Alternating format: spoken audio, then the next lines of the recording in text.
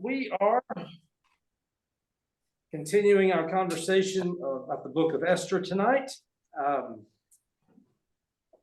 Last week we kind of talked about how some of the struggles that we have with Esther, some of the questions, some of them we've tabled, some of them we're kind of going to be addressing as we go through this book, and perhaps some answers, or at least some clarity will emerge as we share this book together. But we're going to pick up in chapter 2 tonight, the very end of chapter 2. You will remember the story so far, probably. King Xerxes, most scholars would identify him as the Persian king, has a problem. He thinks it's a problem with a queen who has some different opinions about what she should be doing as opposed to his, and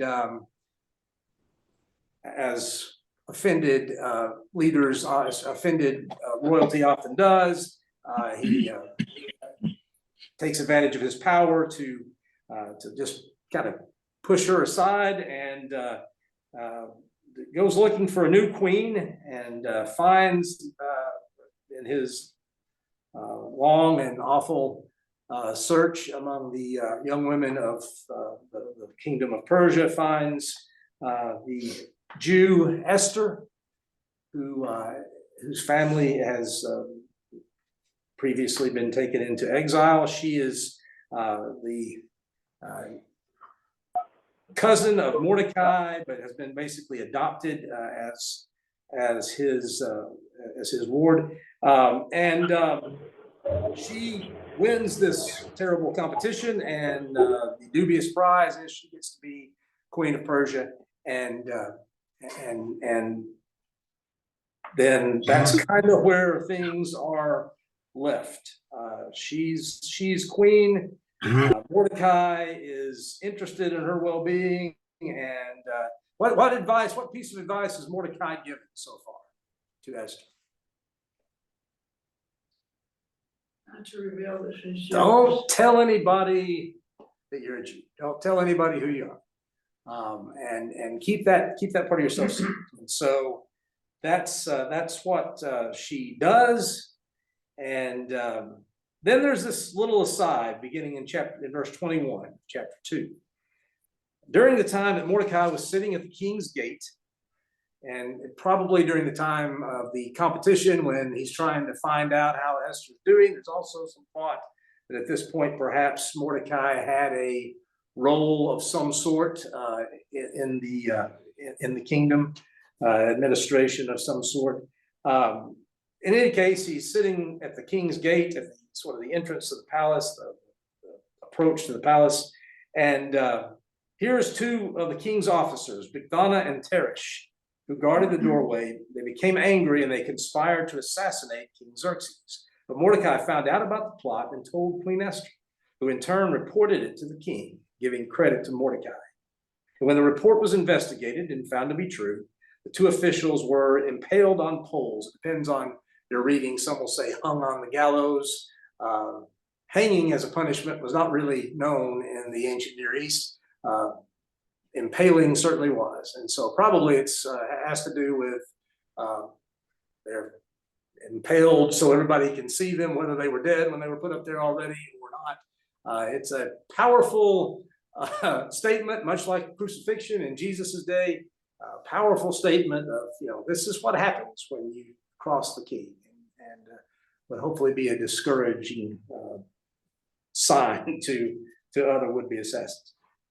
All this was recorded in the book of the annals in the presence of the king. So record is made of this, that Mordecai has ratted these guys out, and the king has been saved because of it. And it's left there. This little plot twist, this little thread is just left for a little while. We'll come back to that in the story as we read this book, but it's left there for now, and left to introduce the villain of the story.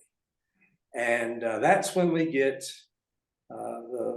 the entrance of Haman, and Haman, of course, the the real bad guy. I want to pause a minute because if Esther isn't complicated enough, one of the interesting things about Esther is seemingly there are two versions of it that have circulated at different times.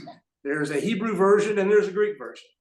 The Greek version, we often refer to it as additions to Esther, but it's probably more accurate to refer to it as a Greek edition of the book of Esther that in some way came about. One of the interesting things about it is that probably until the late 5th century, no Christian that had ever read Esther would have read anything but the Greek version. The shorter version that we have would probably not have been well known by Christians, if at all. It seems to be more a Hebraic Jewish version of the story. Now, there's all kinds of theories about how it came to be, about why we don't use it, and why we don't regard it as scripture. It comes down sort of to Jerome, who composed the Latin Vulgate in the late 5th century. Jerome, looking at Hebrew sources to try to create a Latin version of the Old Testament, realized that there were no Hebrew sources for large chunks of Esther. And so he placed those chunks in a different place at the end of the book, for the most part, and because he didn't really know what to do with it. So through various permutations, we come now to, in our day, there's a Protestant Bible and there's a Catholic Bible. The Protestant Bible does not contain the additions to the book of Esther, what we call the additions. Catholic Bible does. There's all kinds of debates about how they came to be, but what I want to do is I want to point you to an alternate version of Esther, if you will, that maybe sort of reflects on some of the struggles that we have with the book. And I want to begin with what the book of the Greek version of Esther begins with, which is a dream that Mordecai has. So pop that up if you want to, Josh. And you'll be able to see this this dream begins with a sort of typical time stamp, the second year of the reign of Ahasuerus the Great. First day of Nisan, Mordecai, son of Jair, son of Shimei, son of Kish, of the tribe of Benjamin, had a dream. Talks about who he was and a little about his family. This was the dream. There was noise and tumult, thunder and earthquake, confusion upon the earth. Two great dragons advanced, both poised for combat. They uttered a mighty cry, and at their cry, every nation prepared for war to fight against the nation of the just. It was a dark and gloomy day, tribulation and distress, evil and great confusion lay upon the earth. The whole nation of the just was shaken with fear at the evils to come upon them, and they expected to perish. Then they cried out to God, and from their crying there arose, as though from a tiny spring, a mighty river, a flood of water. The light of the sun broke forth, the lowly were exalted, and they devoured the boastful. Having seen this dream and what God intended to do, Mordecai awoke. He kept it in mind and tried in every way until night to understand its meaning. So we have this interesting beginning here with this dream that Mordecai supposedly has. And later in the book's going to kind of be rounded off with Mordecai going, oh, all this that we just went through, that's what the dream is about. I'm one of the dragons, Haman's the other dragon, and the nation of the just is Israel, and the little spring that becomes this mighty flood is Esther, and and just sort of hits us in the face with it. Here's what the dream means. But it's interesting to me because whatever you think about the canonicity of these parts of Esther, the striking thing to me is it's wrestling with the same thing we're wrestling, right? Where's God in Esther? Where is he? And most of these, I think all of the additions, what we call additions to Esther, are wrestling with that and dealing with that. And it's really interesting. And we'll look at a couple others as we go here. But I just wanted to call your attention to this because it demonstrates that throughout the centuries, readers of this book have struggled with some of the same things we're struggling, and wanted to find some answers, perhaps. And so anyway, that's all I am interested. I'm concerned with saying about that right now. Anybody have questions or other thoughts?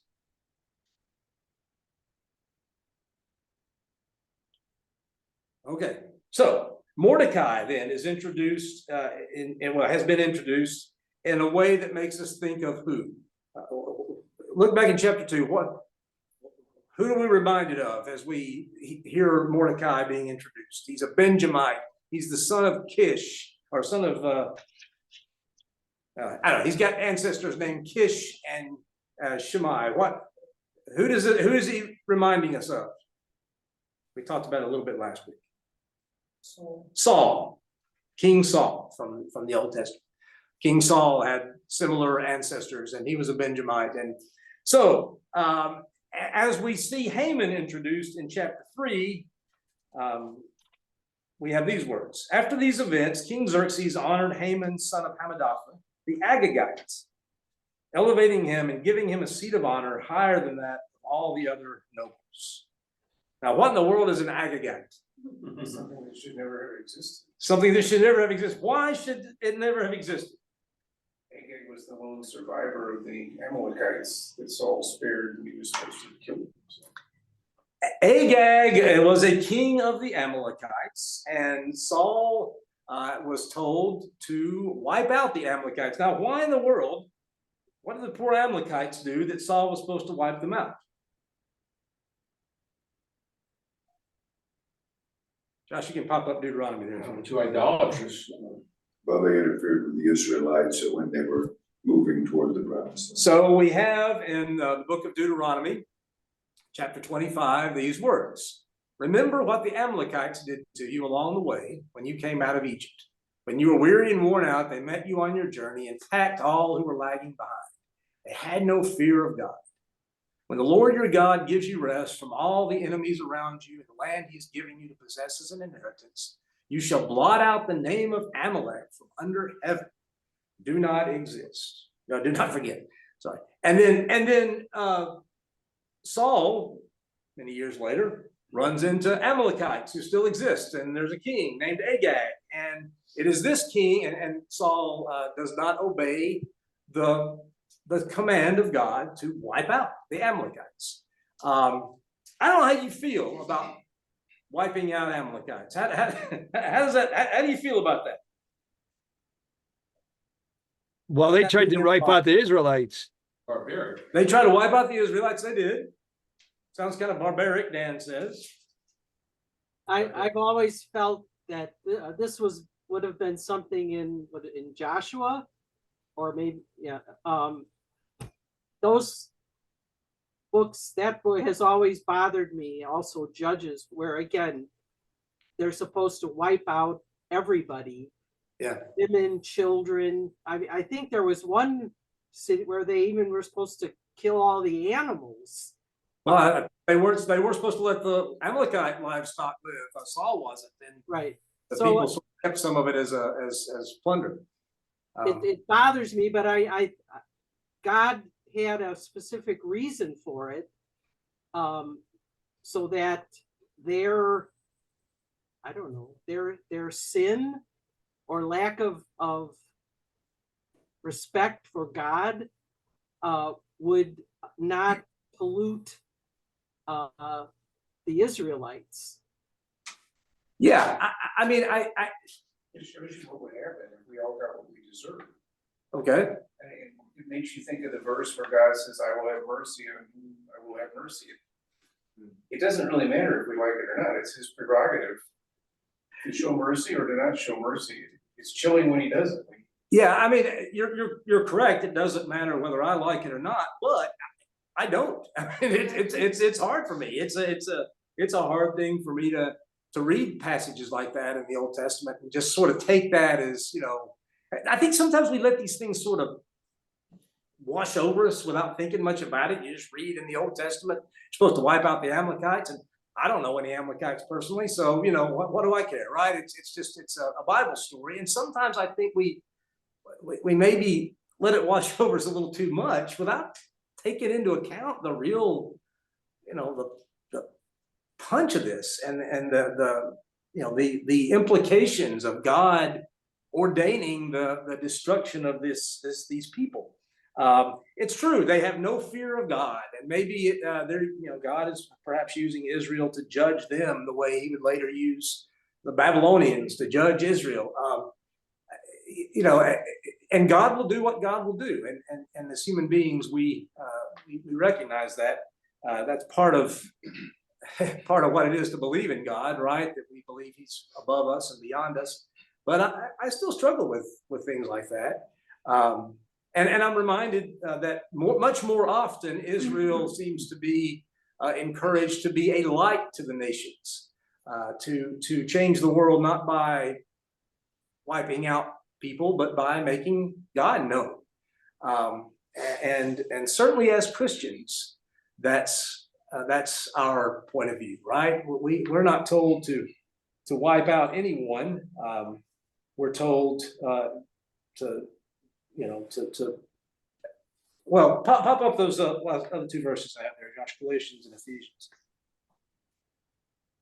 Just a couple to remind you of. Galatians chapter 3, verse 26, that says, "So in Christ Jesus, you're all children of God through faith. For all of you who are baptized into Christ have clothed yourselves with Christ. There is neither Jew nor Gentile, neither slave nor free, nor is there male and female, for you're all one in Christ Jesus. If you belong to Christ, then you're Abraham's seed and heirs according to the promise." Church struggled with that some, right? At one point when they were mostly Jewish, they struggled with that inclusion of the Gentiles, and yet that's what happens in Christ. And then in Ephesians, "For he himself is our peace, who has made the two groups one and has destroyed the barrier, the dividing wall of hostility, by setting aside in his flesh the law with its commands and regulations. His purpose was to create in himself one new humanity out of the two, thus making peace, and in one body to reconcile both of them to God through the cross, by which he put to death their hostility." For Christians, God's mercy is shown in Christ. His judgment is too, I suppose, but definitely his mercy is shown in Christ, and the inclusion of all people in what God is doing to save and to redeem, and not just one race. There are honest and studied Christians, we don't have to agree with them, but who would say this is the ancient account as people understood it to be, and therefore deserving of our study. Yeah. But if it's going to keep you from believing in Jesus because of of this, that is an honest assessment that some people have, that I think we should at least know is out there. That's true. I mean, it's easy to take these passages and, I mean, it's easy to put yourself on the right side of them, right? It's easy to use them. Benjamin Netanyahu quoted, invoked Deuteronomy 25 just end of last year when the fighting in Gaza began. You understand, anger, you understand, but it's so easy to put ourselves on the right side and our enemies on the wrong side in these passages. And we gotta be, we gotta recognize, right, that as Christians, things are different for us, and there's a different way of seeing the world, and there's a different way of seeing people who are different from us.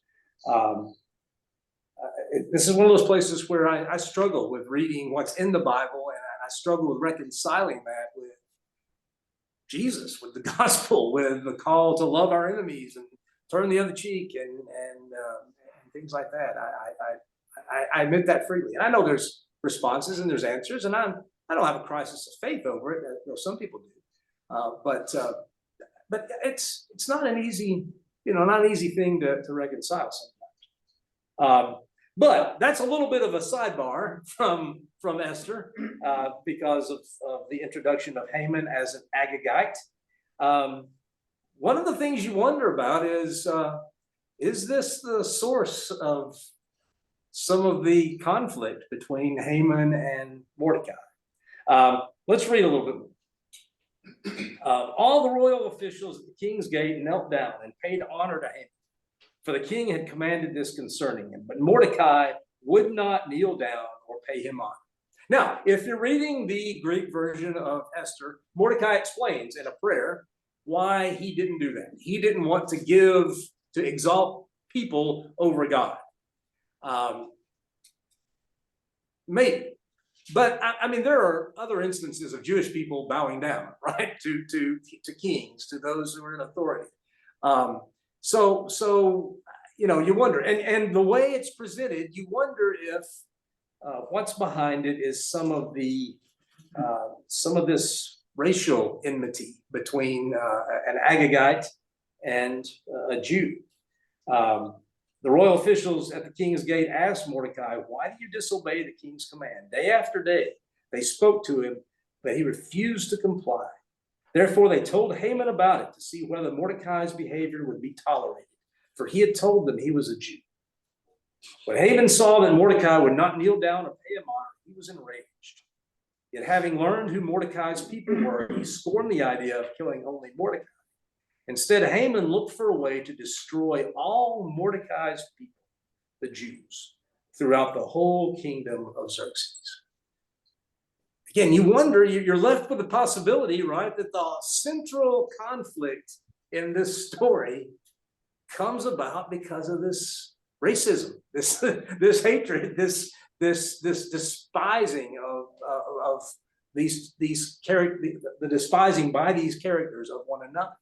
And I don't know the answer. I mean, we're not told specifically, but I mean, it's sure set up. I mean, why else mention that he's an Agagite, right? Why else talk about that if you're not, you know, if there's not some point to it. And then, you know, so if that's the case, then the whole conflict kind of boils down to, I don't like your race. I don't like who who your ancestors are. And then of course, Mutually. Haman, go ahead. What? Mutually. Mutually, right. Mordecai doesn't, you know, Mordecai hates Haman's ancestors, and Haman hates Mordecai's ancestors. And in fact, Haman is the one that escalates, right? Because it's not enough just to kill Mordecai. He's got to kill all of them, right? Let's kill all the Jewish people, he says. Unlikely Mordecai could have had his position if he wasn't willing to bow down. Yeah, you wonder, right? I mean, you bow down to the king, you bow down. Yeah. I mean, it seems unlikely that's behind. And then Haman look at the way Haman explains this as we keep reading. So he goes to King Xerxes in the 12th year of King Xerxes, in the first month, the month of Nisan, the pur, that is the lot, was cast in the presence of Haman to select a day and month. And the lot fell on the 12th month, the month of Adar. So let's pause a minute. What Haman does is, before he goes to the king, he says, we need to come up with an auspicious day to do this deed, right? How are we going to know what's an auspicious day? Well, the gods will tell us, and the gods will tell us when we throw this pur or lot. It's a Persian word, Babylonian word for a lot, which is basically rolling dice, right? And however it indicates the 12th month as the ideal time to do this deed that Haman wants to do. It is the first month, Nisan. It is, we're going to see, it is Nisan the 13th. What is Nisan the 14th? Old Testament scholars?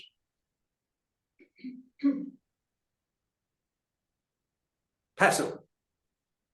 Passover is so it's kind of interesting, isn't it? That right, the day that Haman is going to make known to the Jewish to everybody what his intention is the Jewish Passover, is the day before the Jewish Passover. And it's also interesting that the lot falls on the 12th month. Could have been any one of them, presumably, right? What if the lot had landed on the first month? What if it had landed on the third month? Lands on the 12th month, which is an interesting twist. And I don't know. Proverbs says go ahead. Yeah, Proverbs chapter 16, I believe it is, says that the lot is cast into the lap, but its every decision is from the Lord.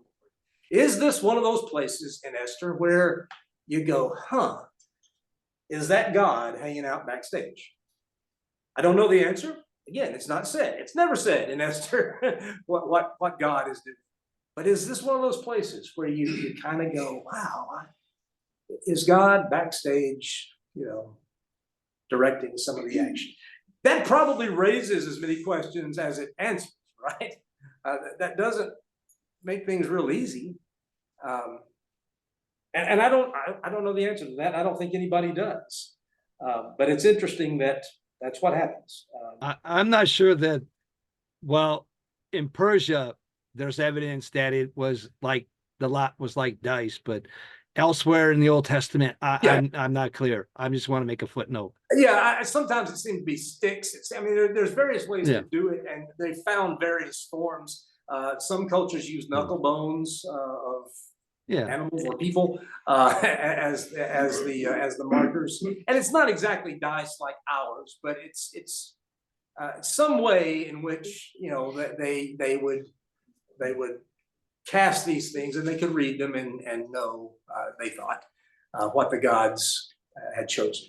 Just a footnote.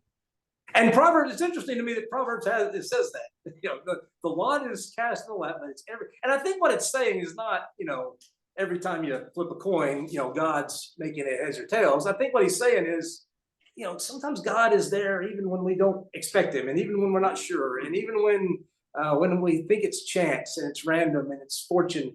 God is in that, and God can use those situations, and those can be in those places, which I think we all agree, right? I don't think there's any doubt that God could be behind the scenes, moving some things around in the book of Esther. But we don't know. We don't know when. We don't know how. We don't know why he doesn't do this. If he does that, why didn't he do this? That's sometimes the questions come faster when you start stipulating or thinking that God perhaps is there, speculating that God is there. I'll just toss in here. When do we ever know? Matt says, when do we ever know? And I think that's a really good point. And I really think that's part of the book of Esther. We sort of talked about it last week. God isn't present in Esther. And I think maybe, or doesn't seem to be present, his name isn't mentioned. And I think maybe that is because of the situation of Esther and Mordecai.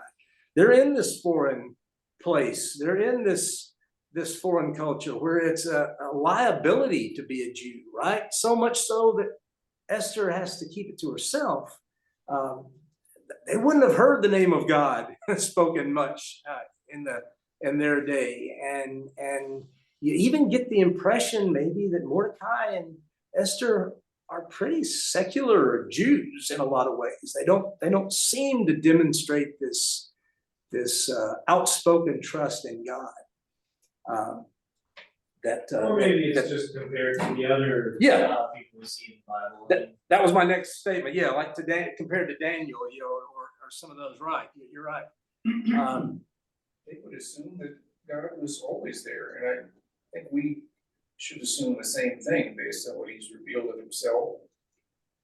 That's as much certainty as we're going to get. Yeah, I think you're right. I don't think we're going to get a ton of certainty. A lot of time. I think there are times in our lives, all of us, where we kind of say, yeah, boy, God was in that, wasn't he? Even then, maybe we don't know, but we're pretty sure Ron's spoken about that with his job, right? You feel like that's God, but not everybody else is going to feel that way, probably.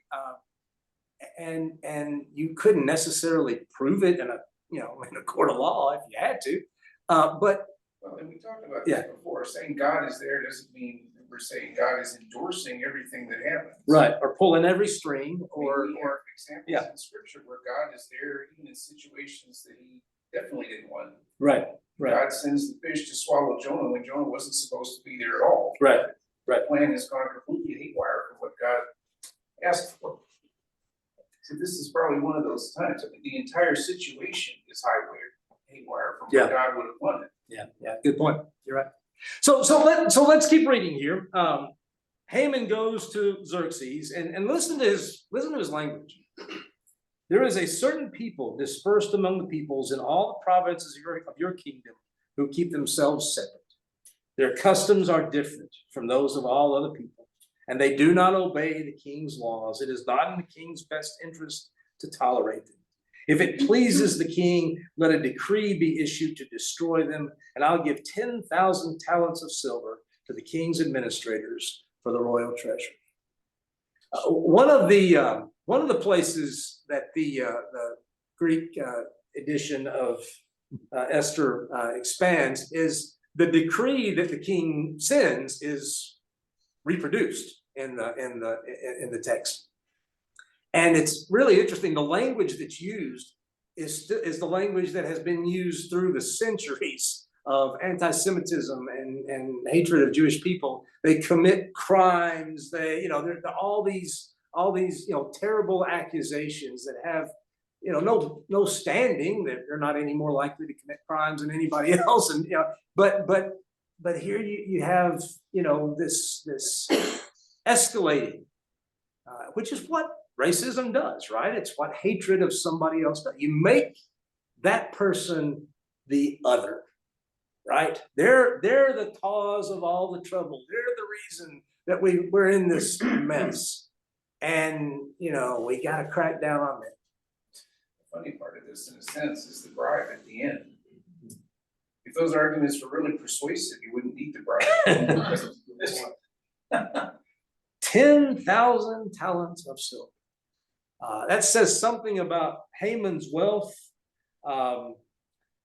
Herodotus is a Greek historian. I mentioned him a couple times because he apparently, I think, visited the kingdom of Persia and around this time period, and had some information that on the kingdom. He talks about tribute paid to Xerxes' father, Darius, by an entire province of the Persian Empire, and the entire province in 1 year paid 1,000 talents of silver. Let that sink in a minute. 1,000 talents of silver by an entire province.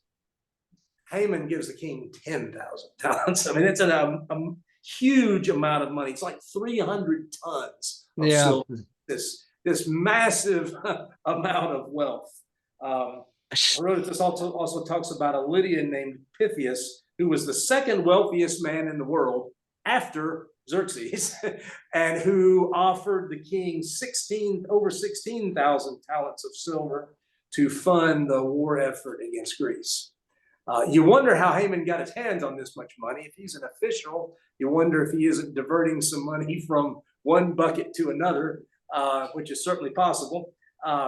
But anyway, it's a huge amount of money, and it tells you, A, how much Haman wanted the Jews dead, B, the amount of money it was going to take to get Xerxes' attention, or maybe both, right? So it's just this massive. I calculated it out, if I'm correct, is $16 to $17 million. Yeah, I mean, and I'm like, I don't know, but that's using today's Troy standard, and I don't know what kind of silver that was. I mean, it's just 70. A talent is 75 pounds, and is that pure silver refined, or multiple millions of dollars anyway, right? Yeah. I mean, it's a huge amount. Patrick. Max 17 billion is closer. Yes. Because there are lots of people. Can you hear me? Yes, ma'am. Oh, I was just gonna say, after he killed all the Jews, I think the money would be something that he would take from them. Well, that's very possible too. That's exactly right. That's very possible as well. That what he was planning on was, once we wipe out the Jews all over the province, guess what? There's going to be a lot of silver unattached floating around that we can hang on to. So yeah, that's very possible. However he's going to do it, That's what he wants to do. By the way, one little note, the NIV says that Xerxes tells him, keep your money. What it literally says is the money is given to you and the people as well to do with them as it seems good to you. What Xerxes seems to be saying is, hey, it's your money. If you want to give it to me to exterminate the Jews, that's fine. So I think Xerxes is definitely intending to take the money. Different translations go different ways with that, but I think that's a likely choice. If Linda's idea is correct, and others have had that idea as well, it would therefore suggest that, as has happened in the past, the Jews were actually prospering quite well. Yeah. To have had all of that silver and all of those assets, which of course would in and of itself, because they are the other, build up tension. Yep. Yeah, I mean, Jeremiah told them, right? Settle down, plant gardens, build a house, have a life there in Babylon. Don't prosper. Don't fade away. Prosper as a people, prosper as a nation while you're in captivity. And some of them potentially took that very seriously, did exactly that. But again, just I want you to see the degree of hatred that's here and the way that escalates to, they're the problem and we're going to take care of this. We're going to solve this. We're going to cut this, cut this off right at the bud. Again, it's interesting that it's the day before Passover. That's what you get in verse 12. The 13th day of the first month, the royal secretaries were summoned. They wrote out in the script of each province and in the language of each people all Haman's orders to the kings, satraps, the governors of the various provinces, and the nobles. They're written in the name of King Xerxes and sealed with his own ring.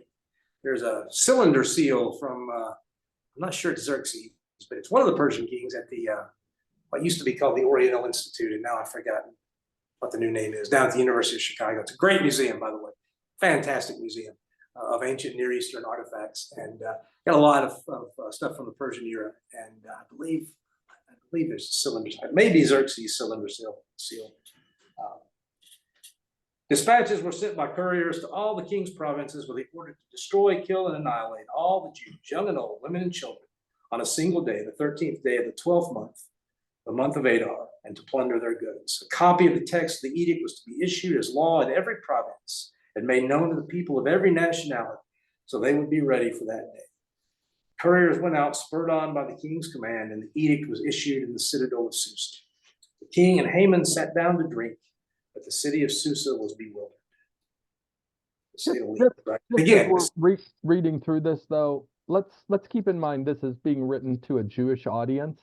Yeah. It would be highly unlikely that Haman would be using the Jewish calendar, or the king would be using the Jewish calendar in terms of what is going on. So, I mean, we've had this, the decree would not have used those terms.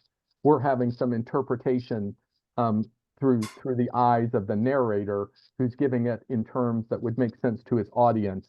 But we shouldn't be led into thinking that Haman would have known this is the day before Passover, or that he would probably have been completely oblivious to all of that. Yeah, and I didn't mean that he did. I just think it's interesting that that's the, that we have that mentioned, the date, the specific date, the 13th of Nisan, the day before Passover, is the day mentioned. And again, it seems like another place where you could talk about Passover. You could talk about the Jewish identity, right? And nothing. Not even the word Passover. It's just it's another place where you could have these and you don't, and it's just odd. It's just interesting, and striking. Yeah. So other comments. Oh, sorry. Go ahead. Yeah, I think we are seeing a lot of things here. This is the reason why the Bible is clarified to us to pray for the king and then the authorities, because as what we are learning here today seems to me that if the kings, Haman didn't tell the king that it's all Jews that he's going to persecute. He didn't mean, he said there is some people in there. So Haman knows very well that if he said Jews, there may be something will crank up the king's mind that my wife is a Jew. So he didn't mention the Jew. So he said there are some people in the kingdom who are not following your authority. So he was giving the decree. This is how to rule is very, very being a very cautious, because your ministers around you, those you are appointed around you, they can destroy you while you don't even know or aware of what is going on. So this is telling us that presidents, they are suffering a lot because sometimes they will sit down with their cabinet, what they will plan. Some of the cabinet, they will do otherwise. Some of the cabinet, they have a hatred to some people and they will do otherwise against the president. So this is teaching us a lot about how today activities on this world is going on. And thank you so much. Pray for those in power, right? That's what Paul tells us. Pray for those in power, that we may live, what is it? What is the quote? We may live peaceful lives in all goodness, holiness. The idea being, you know, pray for people, because as you said, Jacob, I mean, there's all sorts of motives running around in the halls of power, right? There's all sorts of agendas, and there's all sorts of people trying to get the king's ear. And even if the king is wanting to do the right thing, and that's not always a given either, right? It may be that he needs our prayers. He needs our prayers for wisdom. He needs to be able to make the right choices. It needs God's help in that. And our prayers may make all the difference. The Jews are mentioned in verse 13 of chapter 3 specifically. And again, Esther was told not to say she was a Jew. I don't know if the king knew she was. I think maybe most obviously the king wouldn't have known. And you wonder, and again, that's one of those places where we asked last week, was that the right call that Mordecai made to tell her not to say she was a Jew? I wonder if this would all happen if she had been forthcoming. Who knows? I don't know how that would have turned out, but we don't know. But anyway, it's interesting. Other comments? Apparently she thought he didn't know because she went to him. Yeah. That was the reason that she went to him. Right. If she thought he knew already, it would have been worthless. Yeah. He seems such a shallow person that even if he had known ahead of time, he might not have thought of it. This was brought up. Yeah, again, I think we pointed out last week, over and over again, people go to Mordecai with these proposals, or not Mordecai, go to the king, go to Xerxes with these proposals over and over again, and never once does the king say no. He always says yes, which Maybe that's why he's there. that's right. He's the yes man. Yeah. So verse 1 of chapter 4, when Mordecai learned of all that had been done, he tore his clothes, put on sackcloth and ashes, and went out into the city, wailing loudly and bitterly. Excuse me. Yes, ma'am. What means sackcloth? Sackcloth and ashes, good question. Thanks for stopping us there. Sackcloth is a very rough garment, very rough. So it's maybe a shirt, sometimes just like a covering for around your Potato waist. sack. What's that? Potato sack. It's like a potato sack. It's a very coarse, rough cloth. I think sometimes made out of black goat's hair. I mean, it's a not a comfortable garment, and you wore it to sort of to show mourning, to show you were sorrowful, and it was something that was done in a lot of cultures in the ancient Near East. So the sackcloth, ashes on your head, it was a way to sort of to mourn, to show grief, to show sorrow over something. You do it if somebody died. You do it in a period like this of national sorrow and mourning. So he's making a show of his grief and his sorrow. He went only as far as the king's gate because no one clothed in sackcloth was allowed to enter. I think I just always stop and giggle there because I mean the king doesn't want to know about your sorrow, right?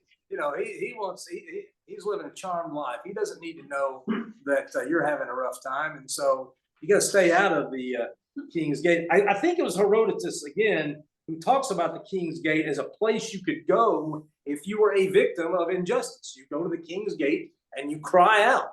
You couldn't get in to see the king. Now remember, who's just been drinking with the king? Haman can get in to see the king. That's no problem. But not Mordecai, not with this sorrow that he has, with this grief that he had.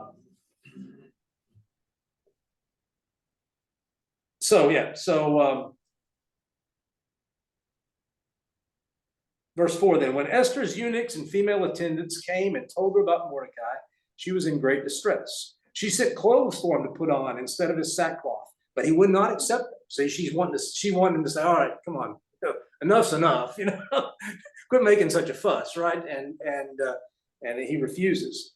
Then Esther summoned Hathach, one of the king's eunuchs assigned to attend her, and ordered him to find out what was troubling Mordecai and why. So Hathach went out to Mordecai in the open square of the city in front of the king's gate. Mordecai told him everything that had happened to him, including the exact amount of money Haman had promised to pay into the royal treasury for the destruction of the Jews. He also gave him a copy of the text of the edict for their annihilation, which had been published in Susa, to show to Esther and explain to her. And he told him to instruct her to go into the king's presence, to beg for mercy and plead with him for her people. So here's the crux of here's the big moment, right? So you got to go tell him. You got to go tell the king. You got to go beg for mercy. You got to go get him to change his mind about destroying the Jewish people. I just have a question. How did he get like a copy of the edict? Well, another way. Well, it was published. It was like. It was published. I don't know how. You wouldn't think they would be passing it out to the Jews. And I don't know how that would have worked in his day. I don't know. Maybe that has to do with the fact that he did have positions somehow where he could get some documents like that. I don't know. Maybe it was sort of posted in public places. I don't know. Yeah, that's the question I had. So then, was it like shared? Because I know in chapter 3, verse 14, it says a copy of the edict. Yeah. I'm reading the Amplified version. To be decreed as law in every province was published to all the people so that they'd be ready. Yeah. So perhaps somewhere along the way, maybe posted. Wasn't so hard to get it. I don't know. I mean, maybe there's a town bulletin board. I don't know. Martin Luther posted his 95 Theses on the church door. Maybe there's something similar in Susa where. This is a civilization that's long had used clay tablets. Yeah. To circulate. Sanskrit is one of the earliest forms of writing, cuneiform. So they could have, without paper and pencil, they still could have. This is stuff and there are libraries that or depositories that they have unearthed. Yeah. So this could have been circulated. Mordecai must have really been a person of standing. Or knew somebody or something, because I know Esther was secluded, but she didn't have a clue what was going on.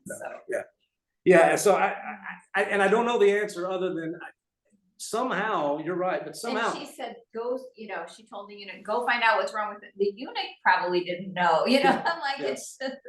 Well, and he somehow gets wind of the bribe too. Yeah. Oh yeah, he knows everything. Yeah, he knows all of it. Yeah.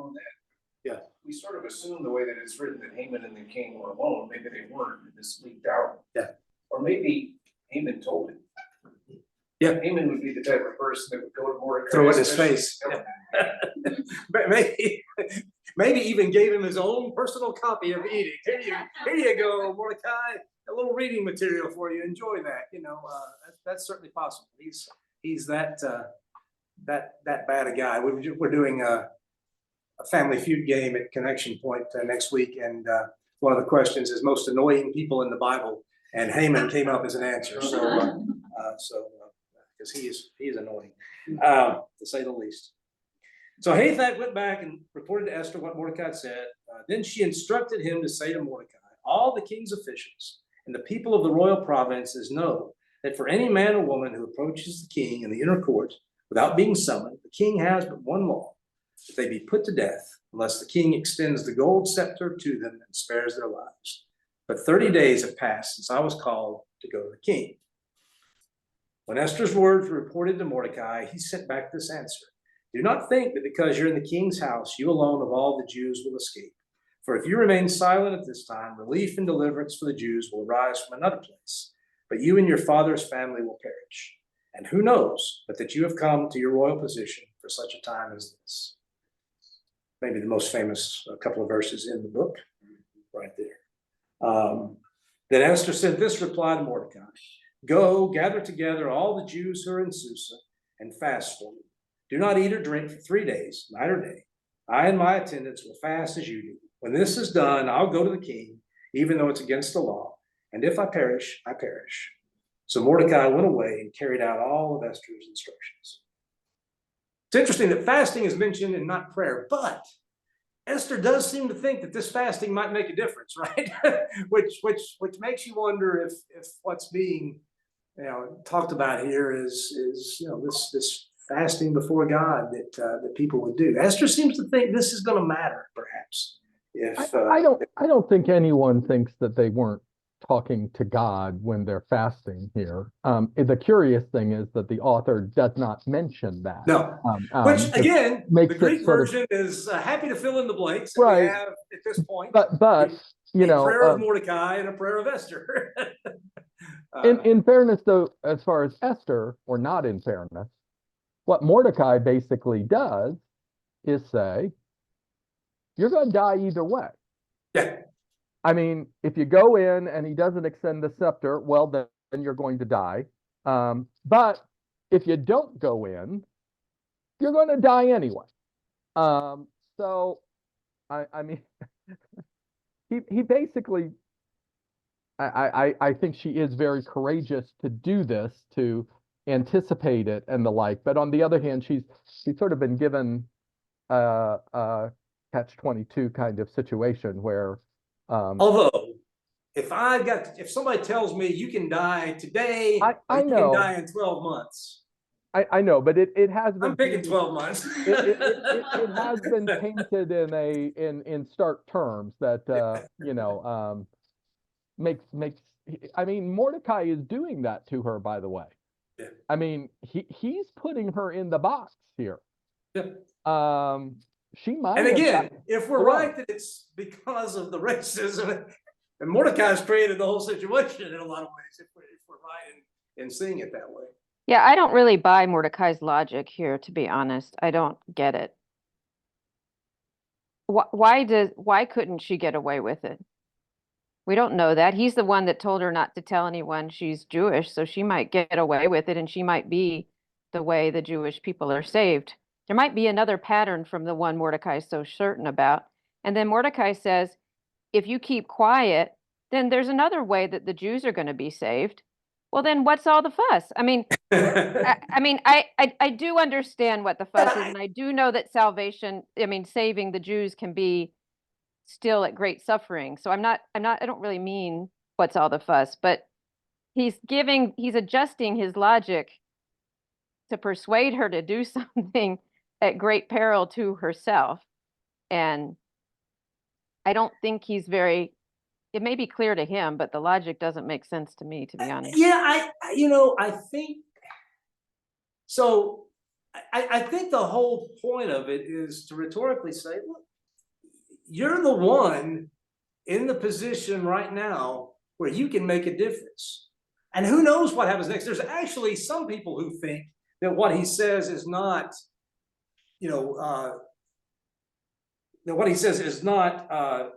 if you remain silent, relief will arise from another place.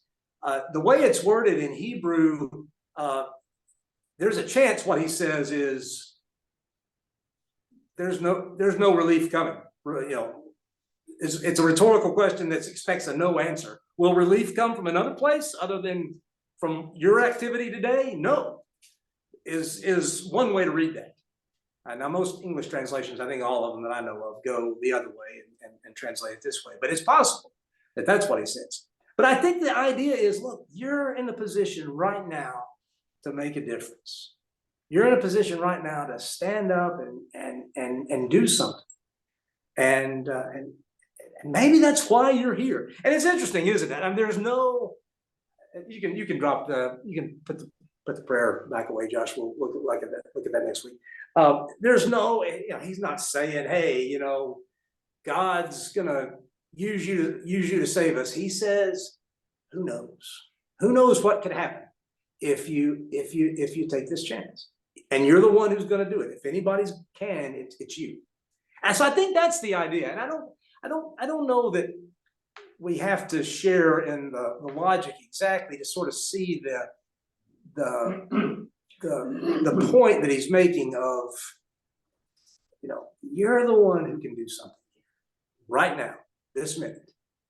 Who knows what will happen down the road, but you're the one who will do something. And if he is talking about deliverance arising from another place, then that's some faith, right? That God's going to do something. Somebody's going to do something, but he believes that Esther is in the place right now where she can. Yeah. I just have a question Yes. about that. So can this be looked at as like a message specifically for Esther, but to that point, like, can this be seen as a rebuke in a way? Like, in other words, this moment is for you for right now, and if you don't do what's right, then because of that, there also are consequences because this is particular. You know, I don't know, but I look at it.